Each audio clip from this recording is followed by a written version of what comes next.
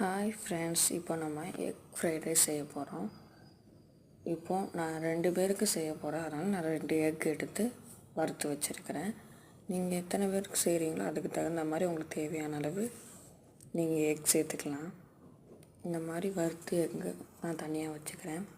இப்போது ஒரு பாத்திரத்தில் கொஞ்சம் ஆயில் ஊற்றி கேரட், பீன்ஸ், கேப்சிகம், முட்டைக்கோஸ் இந்த காய்கறிலாம் நான் கட் பண்ணி வச்சுருக்கேன். இதை அந்த ஆயிலில் சேர்த்து வதக்கி விட்டுக்கலாம். அதுக்கப்புறம் கொஞ்சம் பெப்பர், சால்ட்டு சேர்த்துக்கிறேன்.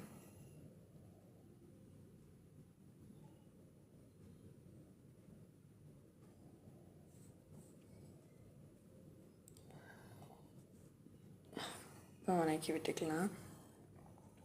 இதுக்கு இடையில் நான் சாப்பாடு வடித்து எடுத்து வச்சுருக்கிறேன். நீங்களும் அந்த மாதிரி சோறு வடித்து அதை ஆற வச்சு வச்சுக்கலாம்.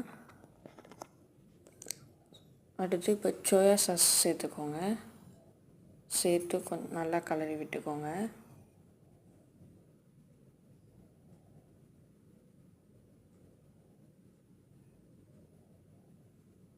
இப்போ நம்ம வறுத்து வச்சுருந்தோம் இல்லையா முட்டை, அதை சேர்த்துக்கலாம்.